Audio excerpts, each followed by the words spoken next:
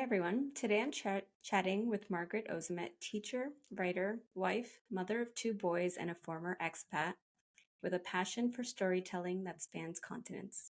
From her humble beginnings on an Iowa farm to teaching English to the Turkish mafia, Margaret's life has been a whirlwind of excitement and challenges. In her essay, she reflects on her adventures as an expat in Turkey, navigating language barriers, love, and the humor found in cultural mishaps. Margaret, it's so nice to have you here today. I'm so excited to chat about your experience abroad and just learn about all the other adventurous things that you've done in your life so far. Well, it's good to be here. Awesome. So I'd love to start by asking you, first of all, when and how did you become a writer?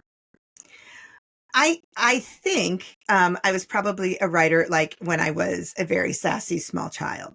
However, I was also a very dyslexic kid, so that kind of fell by the wayside. And when I was in college, I had a creative writing class, and the professor actually asked if I had a mental disability because my writing was so bad. So I assumed then from that, I'm like, well, oh my God, I'll never do this. I'm never writing. But then somewhere after I finished graduate school, I was teaching and I needed a play for my middle schoolers to work on at a private school in Philadelphia. And I'm like, well, I guess I have to write it because I don't have any money to buy one. And it was a huge hit. And then I'm like, this isn't that hard. So that's when I sort of kind of started to write it. And I started with a lot of plays and I started with some essays. And then I went back to graduate school. And then right in the middle of all that's when I met my husband. So that's when I really started, right around the time that I met my husband, kind of in my mid 30s. Yeah. Early 30s, mid 30s. So it's been a Wow. long time. I mean, I was a late bloomer. What can I say? Yeah. But how great that you didn't listen to those people that told you that you weren't good enough to write and that you were like, I'm going to try it anyway, Yeah. regardless of the budget Right. things at the time. It's so good that you experimented and you were like, I'm going to try it anyway. It was one of those where you're like, well, it can't be that hard. Yeah. But that's such a great attitude. Sometimes that's like if we overthink it too much, we won't do it. Yeah. So I'm curious what writing means to you, or if that the meaning of writing has evolved over time. Oh, definitely. I think that before writing was really just about getting my story out and telling the story. Now that I've been teaching for about 30 years, close to 30 years, and the last few years I've been teaching only writing and English. And so I've really concentrated on the grammar and structure and all that kind of stuff in a totally different level that I never, when you get an MFA in writing, you're really like, you don't care about grammar. They don't care about, Yeah. nobody's teaching you any of that. It's all just about like how to tell a story. So I've worked so much more on the technical side lately that I've seen a massive jump in my writing and really seen how that has changed my overall work as a writer. So, and being able to dissect it and see what works and what doesn't work and not be so emotionally attached to it like I had been when I was younger. That it's like, oh, I have to tell my story. I have to save everything. I can't kill any of my darlings. But now it's like, oh, you can restructure it and put it somewhere else. It'll come back again. So, Wow, yeah. that's great. I think revision is one of the hardest things for me. It's so hard. You get attached to the words that you Yeah. put down. Sometimes the easiest part for me is just getting it out the first time, but then having to go back. It really is a skill to just be able to let go Yeah. and say I can reuse this in a different place Yeah. at some point. It is hard. It's really hard, but It, I always have a doc that I keep all the other pieces. I never look at it again, but I always like when I'm doing editing, oh, I'll just put it over there in case I need it later. yeah, No, then I that lose it somewhere. that makes me feel better. It's like the excerpts that have gone away to die is what I Exactly. call them. Yeah, Exactly. they'll never see the light of day again. Right. So, getting into your essay a little bit, your journey starts off with this whirlwind romance of only 3 months. But really, if you got married after 6 weeks, that's, Right. We got you know, 6 weeks to the day that we met. We got married. yeah, that was, I mean, can you take us back to like how, when you met your husband, what was it like? How did you make that decision? Was it an easy one, a hard one? It was, I think it was crazy because we met through a friend of his. I met this guy when I was buying a Turkish rug with a friend, and in a store in Philadelphia. And he was like, he would not stop calling, and he was married, and I'm like, what? Well, just leave me alone. Like after I found out he was married, I'm like, stop. And then he was like, okay, I have a friend, and you're just like him. You should meet him. I said, okay, if you'll never call me again, I'll meet your friend. And so we were supposed to meet, and it's so funny because we literally, like 3 weeks ago, we were in Philadelphia and we drove past the Starbucks where we were supposed to meet, but he went to the wrong one. And then he was mad that I wasn't there. And I was like, but we said the one on Route 3, I'm sitting on Route 3. Where are you? And he's like, oh, I'm in a different town. So when we finally hooked it up and met, like there was an instant attraction, even though his English was horrible. Yeah. Yeah. How did you guys communicate? It was really, I mean, he was good, but my husband gets very nervous. And when he gets nervous, I do the same thing. He forgets English. And when I get nervous in Turkish, I forget Turkish. So we started talking. I had been to Turkey before. I'd gone on a fellowship the year before. So I knew so much of the culture, and I just loved the culture. And it was funny because it was a teacher fellowship. So there was a bunch of teachers from Philadelphia, and they sent us over to kind of learn about the culture and come back and teach it. One night sitting there having cocktails, and I was like, I don't think I could live a lot of places, but if I ever had to live outside of the US, I could live here. And here we go. I was like, well, be careful what you wish for. So, we talked a lot about Turkey and stuff. And then we went out on a second date. I did blow him off because I had tickets to an Eagles game, and I'm a devoted Eagles fan. Go Birds. So after we finally got to our second date, that was it. We knew what we wanted. We wanted the same things. We were very connected. We had it. You know it. You just know it.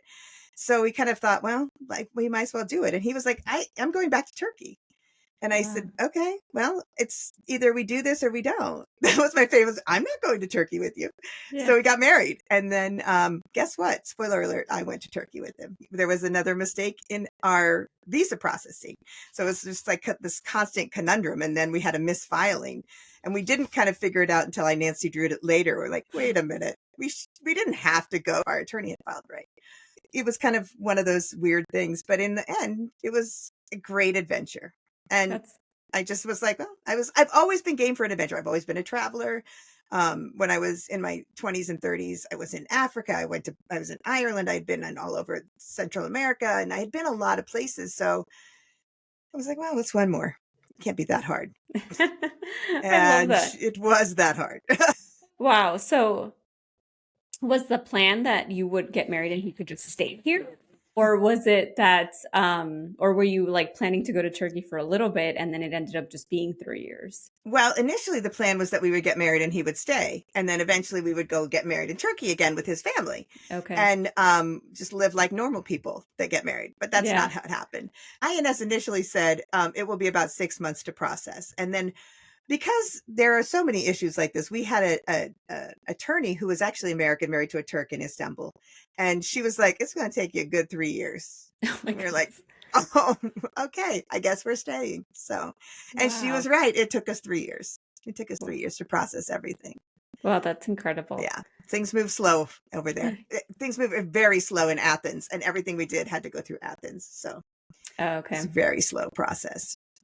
During that time, did you make that decision completely on your own, or did you sort of ask your family or your friends? What did other people think about this whirlwind romance? Oh, it was all me. Everyone thought I was absolutely crazy. Everyone thought I was insane. And then if you've ever watched 90 Day Fiancé, which we are obsessed with at our house, every single person on 90 Day Fiancé, someone says, they're just after a green card.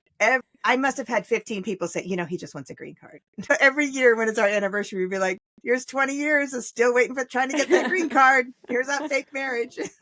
I love it. I kind of had always done really bold things. Mm-hmm. I left the Midwest. I went into the arts. I was not anything nearly remotely like the rest of my family. So when I said, oh, I'm getting married after I just met this guy. Oh, I'm moving to Turkey. They were like, whatever.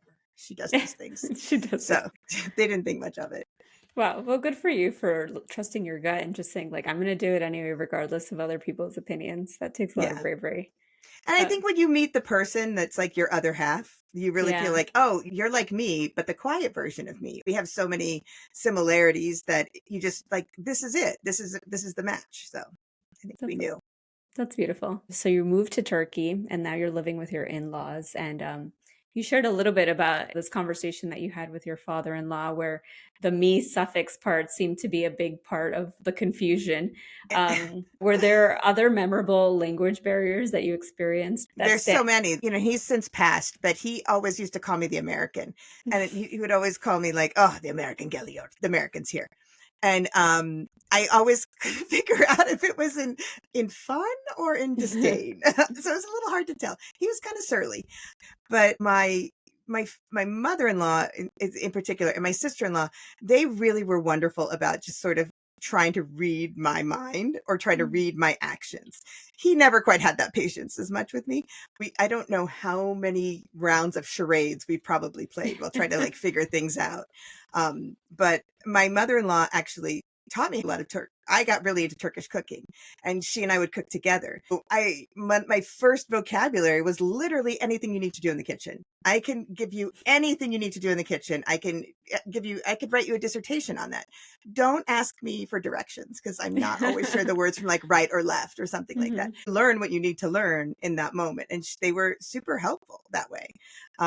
But I still make massive blunders all the time. And sometimes she just smiles and nods like, I have no idea what you're saying. And sometimes, she'll just ask my husband, like, what is she trying to say? Yeah. I love that. I still tend to speak in present continuous tense most of the time. I mean, my kids are blown away. Like when we were there a couple of years ago or last summer, they were like, Mom, when you just turned around and broke into Turkish, I was totally weirded out. I was like, why? Like, well, I mean, you speak it at home with Baba and you'll like talk about it on the phone, but it's not like you just sort of like start being a Turk. Yeah. Yeah, it's kind of weird. And are your kids learning Turkish now? My youngest one, or my older one, who was born there, we didn't move back until he was 2. So he was totally bilingual until we got back into the US. And then he was like, no, I'm just going to speak English, as many stubborn children do. And now he's working on it again. He understands it completely, but he is not like his mother and he is too nervous to get it wrong. So he'd rather just not speak or have someone else translate for him as opposed to just like, we might get it, we might not. You'll get the gist. So that's a really hard. It's a very difficult language. The structure is almost backwards. So it was funny because I thought of this when I was rereading the essay today. The guy from England, Gary, who was there, he always used to say, just remember, say it like Yoda. As long as you say it like Yoda, you've got it right. Because as that verb comes at the end, or, it's like it always comes in sort of a different order. So say it like Yoda. I'm like, okay, I got it. So that's one way we keep track of it. It's nice to have these little references as reminders when we're learning a new language. It's nice to get a tip like that. You're like, okay, and now I can kind of link it back. You just have like a visualization tool. Yeah.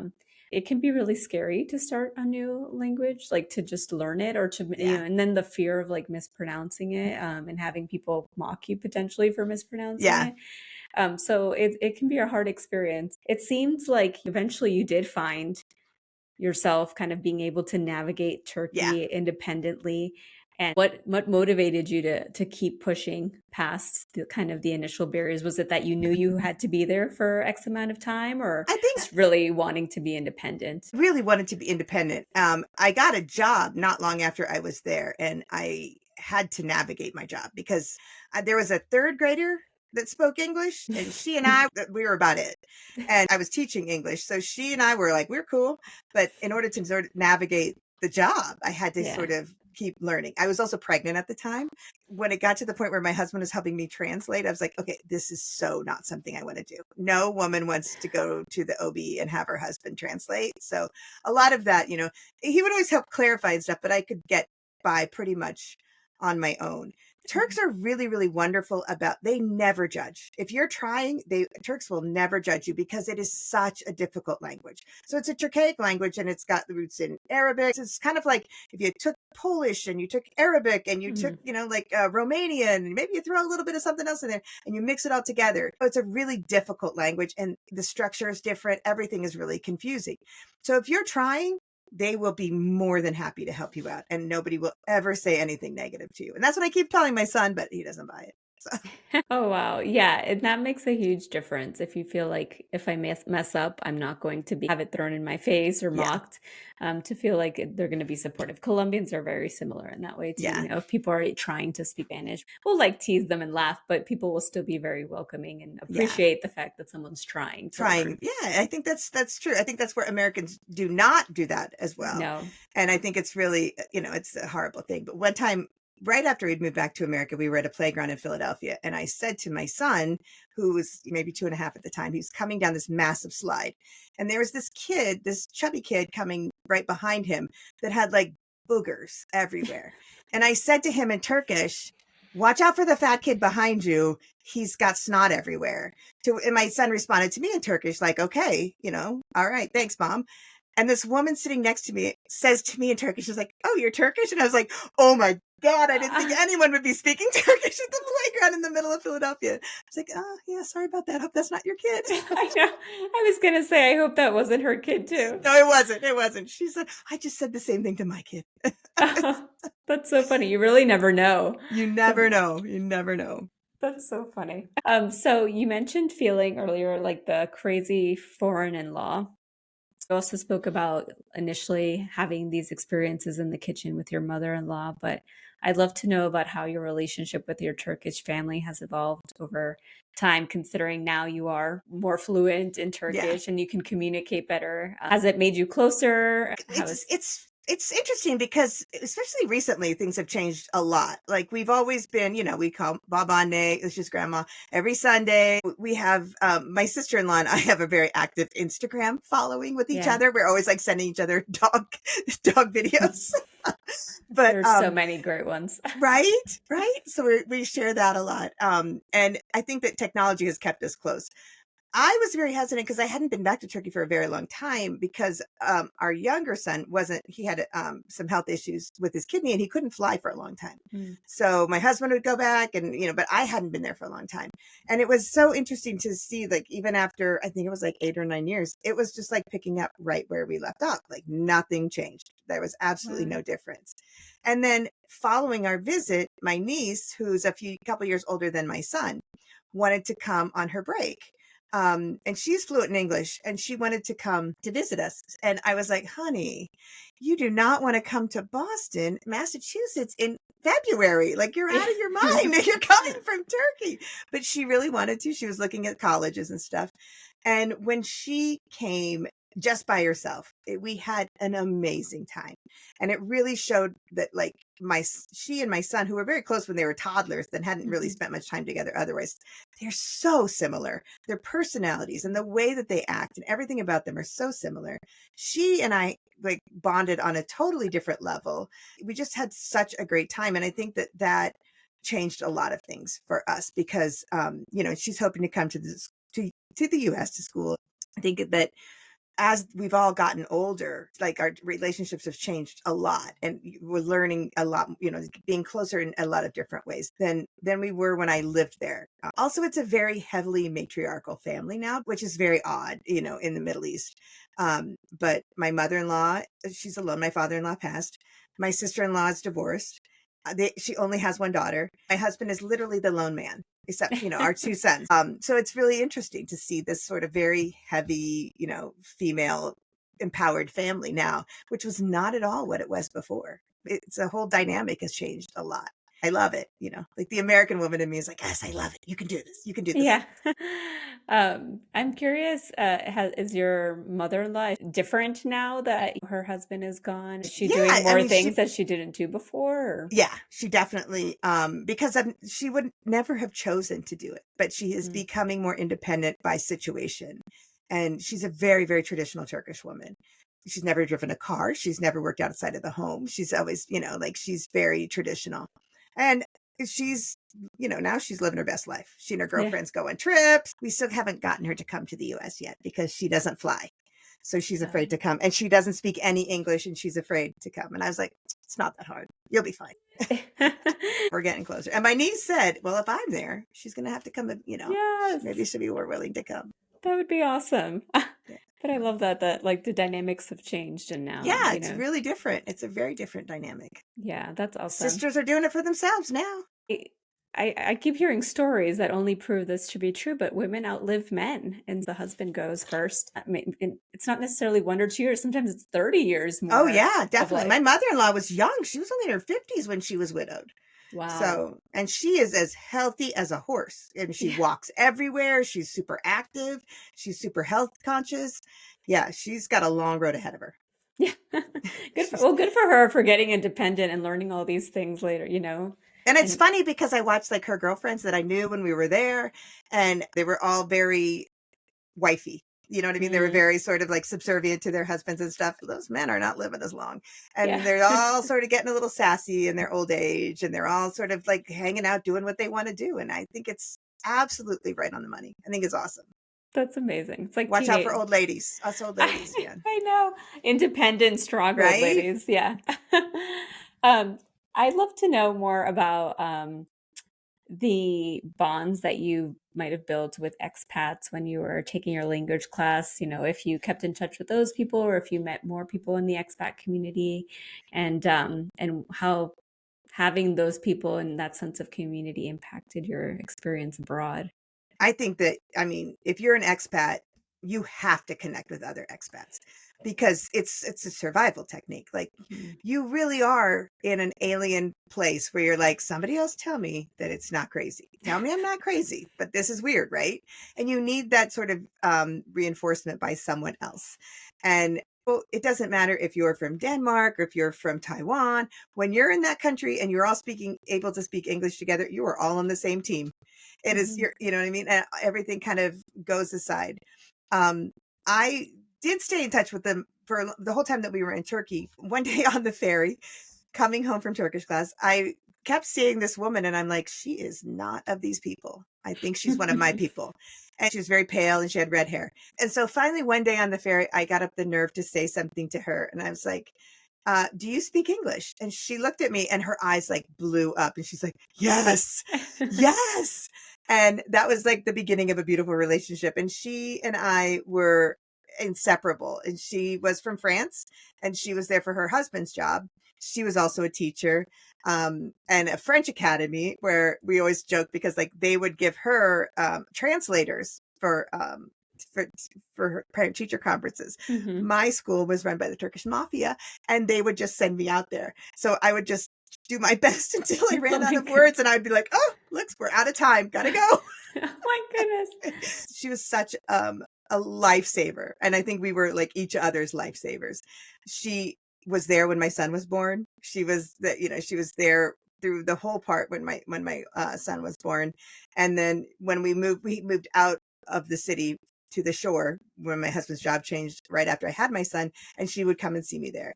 And Mm. eventually she went back to France because she split from her husband, and we kind of lost touch. And a few years ago, we kind of tried to find each other again. Celine, I know you're out there. Someday we're going to get back together because she will always be one of the most important people in that time of my life because we really depended on each other for so much. We would go on adventures together because she couldn't speak Turkish and I could. We would Mm. go buy things and like they would mark the price down for me because I had dark hair and was speaking Turkish and she was pale and redheaded and spoke French. And I was like, here, I'll get you a better deal. We had a ball. If you are an expat, you have got to find other expats. Of course, you're going to be friends with the people of that place. Of course, you're going to be Right. friends with other Turks or wherever you're living. But the expat community is so vital to anybody living. I did a couple years ago. I did a couple pieces for one of them, an anthology called Knocked Up Abroad. And it's about having babies overseas. And we have a great online community still of the women that wrote the essays for the piece and all of our stories about having babies in other countries. And Oh, there's two of those anthologies. And then another one called Once Upon an Expat. That's just like great expat tales written by expat women. And I've met some really wonderful writers that share the sort of same worldview because they've been all over and they've, been stuck somewhere else, or they call it, which I hate the term, but they call it the trailing spouse. So if you're the one who doesn't make as much money as the other person, or you're the one who we don't move there for your job, you're the trailing spouse. So I've always been the trailing spouse. And I think that when you are the trailing spouse, you kind of have a different outlook and you meet people that were also the trailing spouse. You have a kinship there right there immediately. wow, that's so beautiful. Yeah, I'd love to read that. That's amazing to have that there's even a body of work that tells these stories. Yeah. Yeah. And there were two of us in Turkey, 100% different. Oh, wow. Because she was going through like a private American hospital, but we were poor and I was going through the Turkish hospital. Yeah. So yeah, our experiences were night and day because I had a baby like a Turk. She had a baby like an expat. Yeah, and even that, just even saying like, okay, being able to read those stories and go like, this is what I should expect potentially Yeah. with these two Huge. Yeah, experiences. it's Yeah. huge. But I do really love the idea of like people sharing their stories and being able to see yourself reflected in them, or being able to relate to certain pieces, even if you can't relate Hmm. to the entire situation. So that's awesome. Or just And reading them, be like, oh my God, she's amazing. How did yeah. she do that? I did some beta reading for a woman that I met. She was an expat in Saudi Arabia. She was Wow. from New Zealand. I would text her in the middle, like, how did you live through this? I would get to another chapter. I'm like, oh my God, this is insane. How did you do this? So yeah, I love Wow. reading women's stories. I love it. I love it. I love it. That's awesome. I do too. You talked a little bit about your friend Celine being like a very important part of your time in Turkey, and I'd love to know if there were other valuable lessons that you have from that experience, or even other places, because I know you traveled a lot when you were in your 20s, but just like important lessons that you found from being able to go abroad and have these different experiences. I think that I learned so much. I think that I became a citizen of the world as opposed to being an American.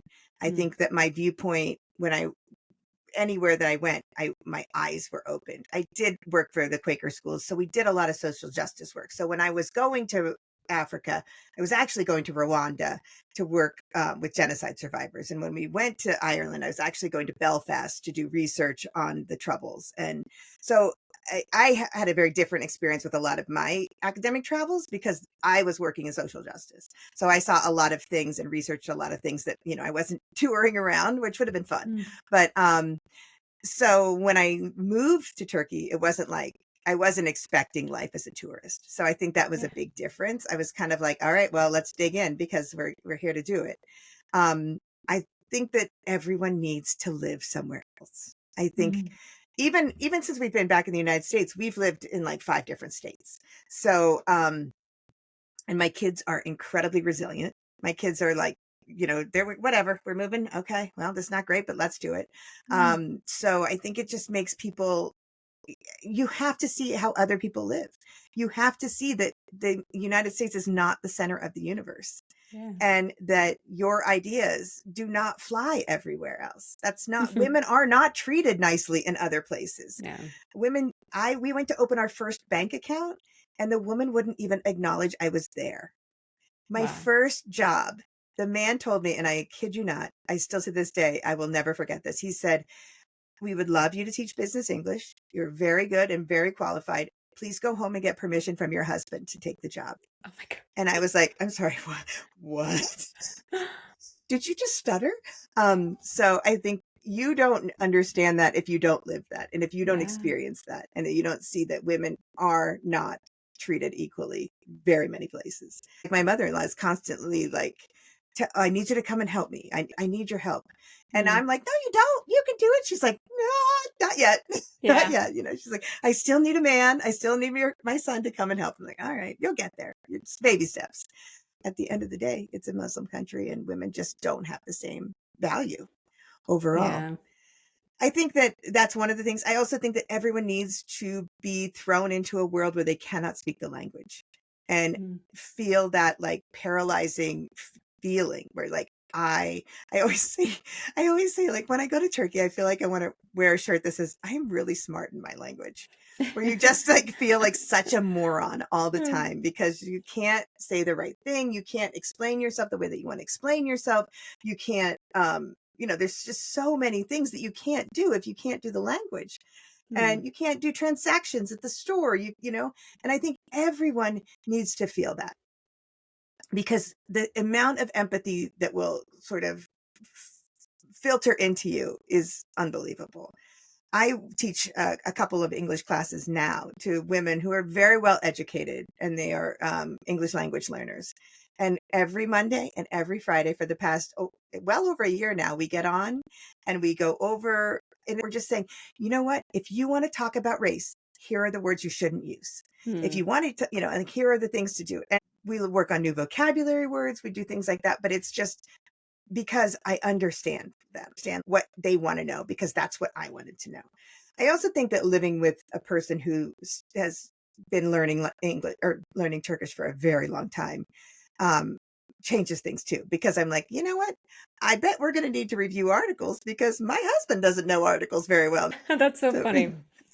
But it's so true what you're saying about having been in those experiences definitely makes you more compassionate because I think it can be very mhm. easy. I mean, I've experienced it here, people who've just never been abroad. And, I've had comments like, oh, you don't have an accent. Or they see somebody who might not speak the language. There's an assumption that this person is not as It's dumb. smart, Yeah. they're not as competent, and really it's just they're not in their environment. Yeah. They need to adapt to a new environment. I mean, I'm sure if they could speak to you in their language, they would tell you everything, but we just are not creating the conditions for this person. They're Yeah. gonna it's gonna be some time before they learn the language well, and then they can tell you everything. But Yeah. it's just these assumptions that I think come from not having had those experiences. So I think that's so great that you're encouraging people to go abroad, to put yourself in these really uncomfortable situations, and then just kind of and figure it out too. Like this Yeah. attitude of like, how hard can it be? It's like, and then even if it is hard, you're It's like, hard. well, It's hard. Yeah. I'm here now. I have to make it work. So, Right. yeah, that's amazing. And there's something that you said earlier about just the value of like seeing how other people live. You're right, the US is not at the center of the world, that there are so many Mhm. other different ways of living. And sometimes we do, I feel like we take for granted too, sometimes some of the liberties we have here, and not everybody has that. Yeah. So did you have to go home and get your husband to come and say, yes, you can work? He was like, I told him, and he was like, I am so sorry. He was just as mortified as I was because he'd been in the US for 5 years at that point. So at that point, he definitely understood that, like, this is not how the American women are going to think of Mhm. things. So he's like, I'm going to call him and I'm going to tell him, and then I'm going to tell him to never say anything like that again. Oh, that's awesome. So, yeah. Yeah, my parents came from Colombia, and my mom always says that if they had stayed there, my dad would have definitely kept his like traditional mindset of Yes. like the way. But they came here and they were both struggling. It's like they were both poor. They had to struggle. So there was no gender roles. There was just Right. like you clean, I clean. But she's like, if we had stayed there, it would have been very different. But once we came here, it all kind of had to go out the window because we just had to make things work. Yep. So I'm sure your husband came to see a different way of thinking. Yeah. When we got there, we were broke. We had nothing, because it was such a spur of the moment. We had to sell everything and we had to go. We didn't have anything left, and whatever we'd had, we'd spent on attorneys and plane tickets and all the things to get moved. And it was literally like, put your head down and go. We got to figure out how to get through this. And we came Wow. back to the US, and it was right in the middle of the recession of 2000 and like, when was it? The big housing crash, everything around Oh, okay. 2010, Yeah. 8, 9, 10, somewhere in there. That's where we came back, and nobody wanted an engineer, and nobody definitely wanted a Turkish engineer. And we had to figure out, he had never thought, oh my God, my wife will be the breadwinner and Wow. I'm going to stay home with this kid. But you had to do what you have to do. I think that that's part of how, when you're living that sort of that immigrant life and that sort of expat life, it makes your relationship stronger, like your parents, Mm. because there's no rules here. We got to do what we got to do to No. survive. We are all in survival mode. And I think that's what makes it last. I think Yeah. when you're in a marriage where there's no way out because you're both clinging to each other for survival, you're like, Yeah. we're both here. We're both going to do this. We chose this and we have to keep choosing this all the time. So, Yeah. My dad's brother would come and he was like mortified that my dad was ironing. And I mean, this is an uncle that like didn't, I mean, he like would burn a pot boiling water right. because, that's the way it was there. But he was like, I can't believe she's forcing you to iron clothes. He was like, no one's forcing me. But Right. it's just such a different mindset. My husband used to draw the blinds when he would vacuum because he didn't want any other Turkish men to see him vacuuming. I was like, all right, whatever, do you, as long as you're vacuuming, I don't care how you do it. You're like, whatever Whatever. gets I you got to to go to clean the work. house. Yeah. Right. That's so funny. It's just these like we're conditioned, to Yep. think these things and like this is how it should be. You do what works You for do what you you. got to do. Yeah. Yeah. So, I'm curious, speaking of your husband, what role he played and maybe other people in your family in helping you kind of adapt to that culture there. I mean, you had already been there before, so you had a Mhm. sense of it, but did they help you adapt to things you were facing on the day to day where you had to change the way that you might behave because of the way that they view women differently and Yeah, the language definitely. barriers. His family was so wonderful. Like I mean, we had never met. He showed up with an American wife and literally was like, "Look what I brought." So I don't know if they just thought like he's never going to get married, so at least he got married. I don't know, but and none of his friends had gotten married, so they were probably just happy that he did. But they were really supportive from the very beginning. Um, Over time it just even got better, but everywhere, like I worked with a wonderful group of women, and I was pregnant the whole time that I was teaching. Like we started in the fall, and I had him at the end of March. So I taught the whole way up until the very Wow. end. And of course, he came 2 weeks late, so I got to even work a little longer. Thanks. They were so wonderful because, like we would leave on lunch breaks and they would be like, "What? You need American food. We're going to run to the mall, we'll get a taxi, go to the mall and get McDonald's because you need American food. You're a pregnant woman who's missing home. Let's go take care of it." I just met so many wonderful people, and I keep in touch with all those women today. They always send my son a message on his birthday because they were there. They were there from from the whole moment of his birth, and none of them can believe he's 16 years old now. And so it was just really the Turkish people are some of the warmest, friendliest. They're just so accepting. They really do take you in. And I mean, I couldn't have asked for a better experience, a better place to live. It really was just wonderful.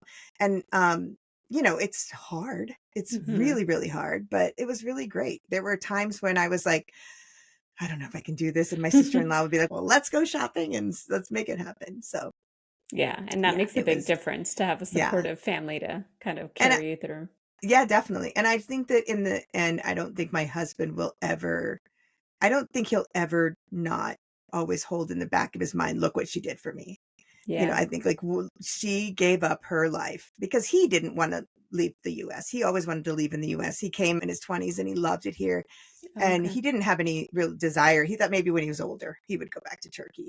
That's always a huge part of him. That's like, he always thinks about that. And for me, we have other friends that have like a bicultural marriage or whatever, but they've never lived in the other place or they don't speak the same language or Yeah. something. And I feel like that's something, speaking Turkish and understanding the culture and the holidays and everything that goes with it and doing those with our kids was really, really important for me because that's him. That's part of him Hmm. too. They're not just American, they are Turks. I think that being able to live in his culture and live with his family and learn his language, and it just explains why he is the way he is Hmm. and why they do the things that they do. And we can sit down now, even all these years later, and we still have, of course we have Turkish television on the satellite in our house and everything, and we can watch these comedians or the reruns of the shows that we watched then in Turkish. It's Yeah. a level that a lot of people don't have because we have that shared trauma. I don't know, Yeah. that sort of shared experience that was Yeah. so just for us, Yeah, that's so and cool.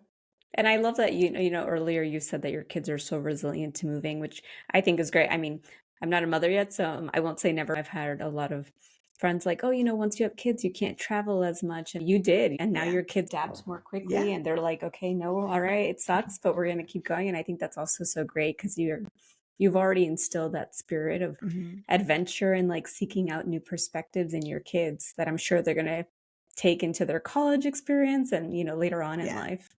And I think that my kids, really, one thing I'm very, very proud of is that they both completely identify as both Turkish and American. Mm. They are very, very proud of their Turkish side. Like my older son is a really great soccer player, and he kind of enjoys the fact that, like he is part of the international club. Yeah. Like they're all of the guys that play on his team are all from different countries, and he's one of them, and he's so proud of that. And they're proud of the fact that they have another language and they have grandmother and family that lives on the other side of the world. And when they go visit grandma, it takes 12 hours to get there. Yeah. And so I think that they also really identify with everything there is sort of about being a Turk. They follow Turkish football. They love Turkish food, and their friends come over and they're like, Mrs. Özemet, do you think you could make those Turkish meatballs? I'm like, you want kofta? Like, yeah, I really like those. So, they introduce their friends to their culture and stuff like that. And I think it's great for them. And I'm so happy that they don't sort of just consider themselves American because especially the little one, he wasn't born there. He was born here. Yeah. And he probably does better in Turkey than anybody. He looks like a Turk. He Really? acts like a Turk. He doesn't care. He'll say whatever. He picks it up really fast, Turkish really quickly Hmm. from his grandmother. So yeah, he's good to go. That's awesome. I mean, it's unfortunate that at some point we lose that, but you're just so fearless and you're Yeah. just like, I'm going to do it. They're curious, they ask questions, they try things. I wish that we all kind of held on to that spirit. Yeah. I think society makes us lose I it, think so too. but how cool. Good for him. So now I wanted to shift the focus a little bit back on you. I know that you took some time from writing and publishing to prioritize your family. And I'm curious how that period in your life shaped your identity and now has sort of like impacted your writing, whether it's left you with a bunch of stories to write, or maybe it like really left you with a yearning to write. I think the main reason that I left for a long time is because my younger son was born deaf. Mm, He had a lot of kidney problems and he had a lot of surgeries. He has one ear. mm, So he had to have like an implant for his hearing aid and sort of learn how to parent a deaf child. And I couldn't do that and do a lot of other things at the same time and keep a job and write and everything else. I did keep a blog through most of that. I still look back at that and I'm like, wow, we really went through it, man. We really went through it. And the one thing that I learned from everything with him, I learned so much about just mm, fighting for him, making sure that he gets what he needs, and losing any ounce of people pleasing that I ever had in me. Like, I don't really care if you don't like me. I don't really care if you think that I'm a pain in your ass, but my kid needs this service and you're going to make it happen. And I think that over those years, I probably would have been more reserved of what I wrote because I didn't want to offend someone or say something about, um, anything that might be offensive or whatever. And I don't have that anymore. And, mm, coming back at it, I'm like, this is my story. This is my fight. I'm going to tell you my side of the story. And so I think in that, a lot of what kind of changed over that period of time was I came back a lot stronger, if that was even possible, because I was pretty tough to begin with. Um, but I came back kind of with a feistier attitude, yeah. and just sort of with age kind of brings great confidence. You Yes. just don't care. You really just don't care what people think. And you think, I only have a limited amount of time to tell the stories that I want to tell. And you just kind of you make the decision. I'm either going to make the most of this or I'm not. Hmm. I think that a lot of things that have changed too is that I turned 50 last year.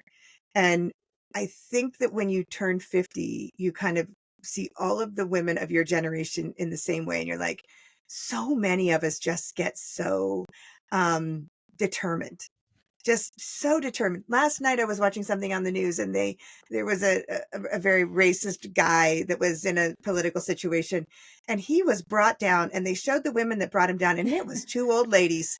It was two old ladies that brought him down. And I'm like, that's what I like to see. And you see the way the women change as they age Mm, is remarkable. And you don't know it until you're there and you're like, God, we do get just done. We're just yeah. done. And when you're done, you don't care who you offend and you don't care who you don't please. And you say what's important and needs to be said because that's part of being old, I guess, the crazy old lady. But so I think that has definitely changed my writing immensely coming back at it in the last year. Wow. Really changed things. Yeah, that's incredible. Um, it's funny. It's like we're talking about your son being sort of fearless when he's young, but I almost feel like we go full circle. Like I feel Yeah, like we all end up in diapers somehow, but then we right. also end up just like no filter, just like unafraid, and like this is it. Like I don't have a ton of time left, so I'm just gonna own it. I got to take care of it. Yep. Yeah, Got yeah. to use it or lose it. And I think too, by this point, I got a lot of stories to tell. And I think that's part of the whole fearlessness thing that kind of comes as well.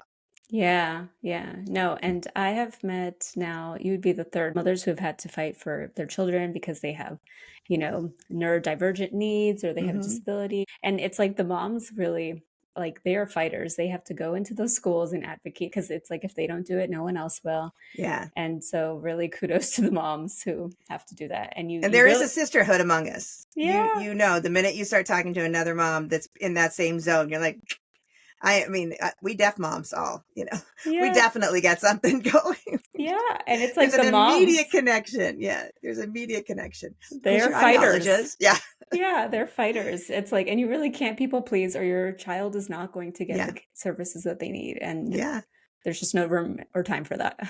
yeah. That's for sure. That is Yeah. for sure. So I'm glad that that experience, as hard as it was, has helped you, in other ways to be maybe Hmm. more vocal, more brave in your writing and just say, I'm going to tell this story, which is amazing. And speaking of being like more vocal and brave, when you shared your essay for this show in your submission, you described yourself as a badass Gen X woman who's just getting started beyond the role of mother and wife. So I'm curious what's next for you, like if you have specific goals or pursuits that you want to accomplish. You hit 50, that's a great milestone. So, and Right. there's many others to come. So, is there anything you're particularly excited about that you want to do in the next phase? Yeah, I mean, I think that the one it's so funny because I feel like this badass Gen X women, so many of the women that I know now or that we went to college together, whatever, I see everybody like we're all back to wearing Doc Martens. We're all back to like our grunge phase of life. And we're like, oh, thank God our old punk selves are back. Like a lot of us, we tried kind of like depunked for a while to be parents. And now we're like, oh, it's done now. We can go back to who we really I are. love it. I'm not done parenting, but they're doing pretty good on their own. I never wrote fiction before because I always assumed that I wouldn't be any good at making up stories, and I didn't need to make up stories because I had so much ridiculousness in my life. But I started this. One day I was just like, I saw a call for a submission or something, and I was like, what? Like menopausal cat ladies of the apocalypse?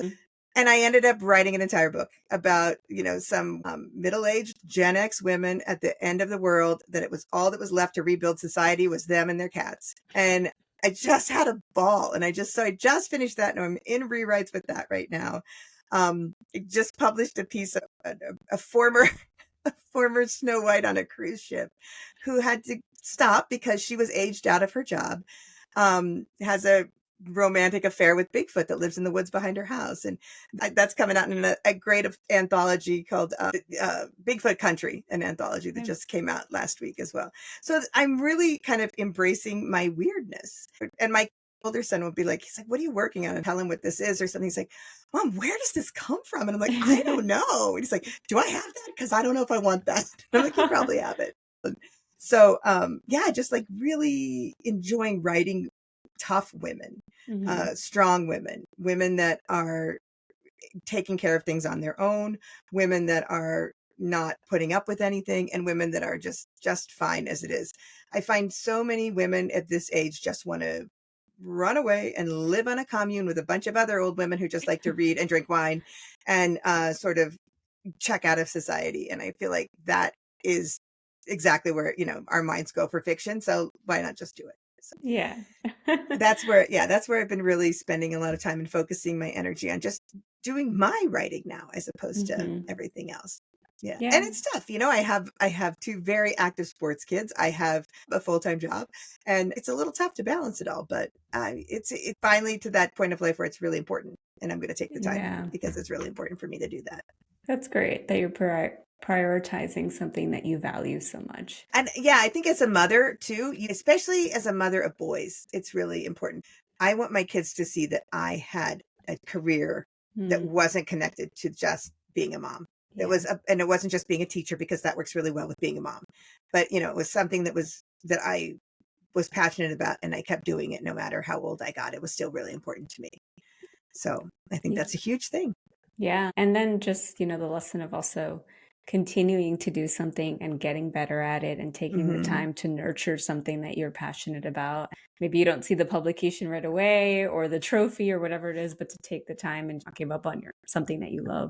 Yeah. I'm sure that they appreciate also seeing you exemplify that through your work and your writing. So that's awesome. I wanted to ask you for some advice, if you could share with listeners. And for somebody who might be considering a move to another state or a foreign country, or even starting to learn a new language, what advice would you give them based on your experience? I thought you were going to say, should you marry someone within 6 weeks of knowing them? Maybe that's I the don't know next about that essay. advice. How to marry someone within within 6 weeks. The advice that I would give anybody that had the opportunity to leave and go live somewhere else is to do it. Mhm. Especially if you are marrying a person or in a relationship with the person from that other country. Do not marry someone if you don't know their culture. Again, my husband and I are fascinated with 90 Day Fiancé. We watch every iteration of it. And we're always so like shocked. How can you not know anything about this other person's culture? How do you expect them to just suddenly become American? If you have the chance to experience everything you can, go experience everything you can. There's going to come a time in your life where you're not going to be able to just drop everything and go. Either it's motherhood or it's a sick parent or whatever it is. But if you are willing and able to go on the adventure that comes your way, don't think about like, oh, well, what happens? What if? Just go. Just go and experience life. We don't know how long we're here. We don't know how long it's going to last. So take it while you can and just drink it in, because those experiences they never go away. You never forget. You can't rebuild them. You can't like kind of emulate them. You can't do them online. There's not like, yeah, you can take an online tour through the Hagia Sophia, but it's not the same as being there. It's not the same as being in Istanbul. And I think about my nieces and so many of my family. I was the only one who left Iowa. I was the only one who really was like, I'm not of these people. This is not for me. And I see so many of them, they seem very content. I'm sure they are, but I just want to say like, oh my God, you guys have no idea what's out there. There's so much cool stuff out there.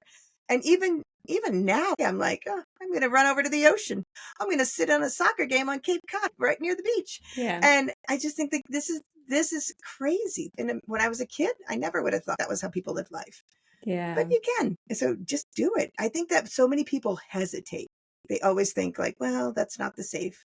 I should be an accountant. I should do this, like I have a nice 401k. Who knows if you're even going to live that long? Yeah. Maybe you won't, Yeah. My father died very young and when I was a kid. So I think that's probably what gave me this outlook. He died very suddenly when I was 14 and he was only 37. From that moment on, I was like, you got to take everything that comes your way. Sometimes maybe I shouldn't, but maybe I should think more about it. But. Yeah. But hey, whatever. It's done now. Yeah. How hard can it be? Yeah. That's so true. I've heard this a lot in my life. People who they're like, I'll travel when I retire, or I'll do this, then. You don't know if you're going to be sick. You don't know if you're even going to be alive. Yeah, two bad knees. You can't climb that pyramid with two bad knees. It's like you really do have to take the opportunities when you can. I went to Vietnam a few years back, and I'm like a big planner. For some reason, was like, I don't need to plan this at all, and I just showed up there and was like, I really probably should have planned a little bit of this. Yeah, and like the first 3 days were awful. I was like, well, how do I get back on a plane? But it was like $3,000, so I was like, I guess I'm staying here for 2 weeks. And it was awful the first few days, but I would not trade that experience for anything. It's like I would still go back and have those really bad days. I would say the same thing about everything in Turkey. There were some days where I was like, get me on a plane. Get me out of here. I just want to order a pizza and have someone speak to me in English.